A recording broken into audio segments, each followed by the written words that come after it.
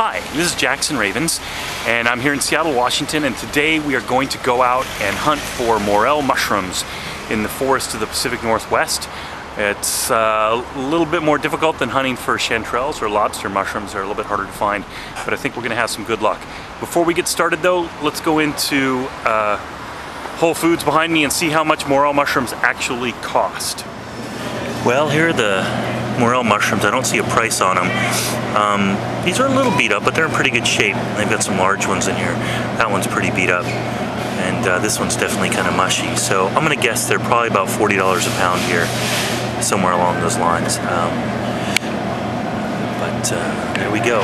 Whole Foods. Oh, that's a beauty. Look at that one. Nice. Well, here are the dried morel mushrooms, and they come in these little bags that are about half an ounce, 14 grams. It's equal to 1/4 pound fresh, and here at Whole Foods in Seattle, they are running for $9.99 for that bag. Well, my guess on the cost of fresh morel mushrooms was uncannily accurate.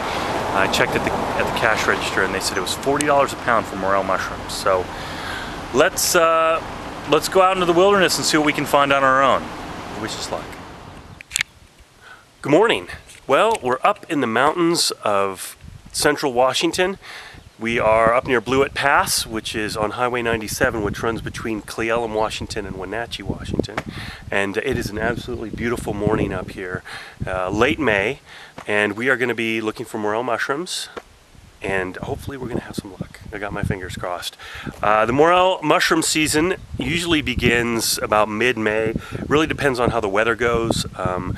At least in Washington, how long the winter lasts, and how quickly it gets hot, and how wet those first couple weeks of summer are really make a difference. One of the ways I can tell when the morels are starting to come out is actually the farmers markets, and seeing some of the vendors that carry mushrooms kind of showing up, the morels kind of showing up there. I've also heard that when the wild asparagus starts coming up, when asparagus starts hitting the market in Washington, that's a sign that the morels are coming in too. Of course, the best way is friends of yours that go out and find a morel or two and then kind of clue you into when the season's getting started. Some seasons are good, some seasons are bad. I've heard that this particular season's not going to be the greatest. A couple seasons ago, I just did fantastic job. It's been a little dry the last couple seasons. And there's a lot to talk about today. Morels are not the easiest mushroom to find, at least not for me. Again, I'm kind of a beginner at this too.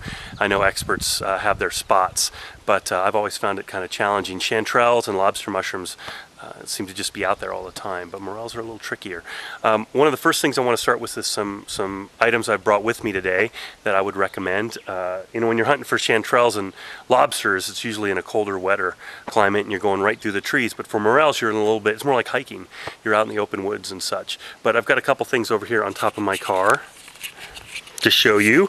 The first one is this Green Trails maps, and they have these at REI, and I got mine at Metzger's Maps, which is a map store, Pike Place Market in Seattle, and this one is map 209. As I said, it says Mount Stewart, Washington 209. I've got several of these maps. I put them in these plastic cases just to keep them nice and dry. In addition, I also picked up one of these handy magnifiers. As you can see, the maps get pretty small, and that's kind of nice. These cost like $3. Maps are about 5, cases about 9, and these are really useful for those smaller roads and just packing around with you in your basket. So I highly recommend picking up a couple of these if you get a chance. They have some different versions. I also recently picked up a Max Field Guide to Pacific Northwest Trees. These cost about $6 each, and the more I learn about mushroom hunting, the more I've realized that a lot of it, there's two main things for mushroom hunting. One is location, and the other is timing, and maybe a third one's just dumb luck, if that's to be said. But for morels, location has been particularly important, and especially knowing what kind of trees the morels are growing around and what works out. And I'm not the greatest person at tree identification, so I'm trying to learn a little bit more. Ponderosa pines are pretty prevalent, as are Douglas firs. I've heard that Pacific silver firs are good for morels, so I'm kind of keeping my eyes open for that. As you can see in the area I'm in today, there's quite a mix of trees. There's still a little bit of snow up on that peak up there. I might be here where I am right now. I think my elevation might be a little bit high.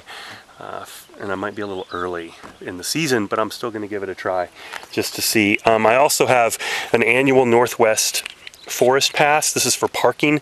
I strongly recommend these if you're going to be going into any of the parks.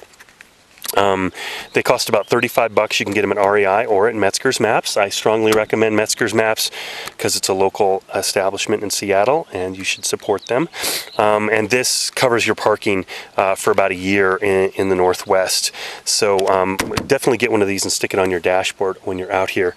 As you can see, I brought my mushroom basket. Now the sad thing is if you've seen my other video on chanterelles and lobsters, I had the perfect mushroom basket, but unfortunately about a month ago somebody broke into my car and stole all of my mushroom equipment, my baskets, my books, all my maps and everything. I don't know what they were thinking, but it was a pain in the ass. So I've had to start over, and I've got this temporary basket here to get me through the day. I'm out by myself today, but if I was with somebody, of course I'd have a radio and a knife and something to cover my basket to protect whatever I've got inside of it. Now, there are many different kinds of morels out there, and it's easy to get confused by trying to keep track of them all, but for me a morel is a morel if you can find it. And the ones you're going to find earliest in the season are black morels. I've heard that later in the season you get gray, and then there's morels called greenies, which are supposed to be absolutely delicious a little bit later than that. For me, my experience here in Washington has been that the black morels come up mid-May, if you're lucky to late June. After that, the season's kind of over. One of the best ways to find morels is to go to an area where there was a forest fire the year before, and there's a couple different websites that you can go to that will tell you where the forest fires have been. Keep track of those and find ones that are easily accessible and are maybe at about 2,500 to about 3,500 feet, and that'd be a really good spot to start looking.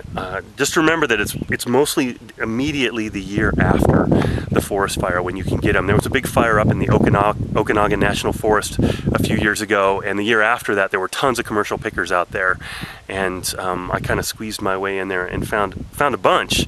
But the burn morels can be a little bit gritty in taste, so more often what you really want to find is the natural ones. Morel hunting can be really frustrating because the first couple of times you go out you might not find anything, and that's what it was for me. And then I finally found some, and finding some burn morels kind of got me used to what they looked like and got me into the zone a little bit, so I was quite happy with that. One of the things I have today is a morel that I found slightly earlier this morning. Unfortunately, it's the only one I found, but this one's pretty decent size. It's a little older, and you can see by this cap, it's kind of a honeycomb cap to it, and it's got some bumps on the stem here, but the stem is very pale. Kind of an ivory color, and this black cap. Sometimes I've found really new ones where the black cap has like a greenish dust on it, which is actually the spores for that mushroom, which is really good. And here on the left I have a pine cone from a Douglas fir. The hardest thing about, well, one of the things about mushrooms is just developing a visual kind of identification where if you're scanning a particular patch of terrain, you can pick up on this particular color and the structure of this mushroom, and then you'll pick them up really fast. It's kind of tricky in the beginning because you'll get confused by the shape and the texture of pine cones as compared to the morel mushrooms. But once we get out there and find a few, that'll give you some sense of the difference between the two. I don't know, with chanterelles, I've heard that the younger, smaller ones are the tastiest ones, and the larger they get, they kind of lose some of their flavor. But I haven't found that with morels. Small, large, they're all pretty good, but you definitely want to get them when they're still fresh. This one's a little on the old side, but it should still be good. So let's go hit the woods and see what we can find.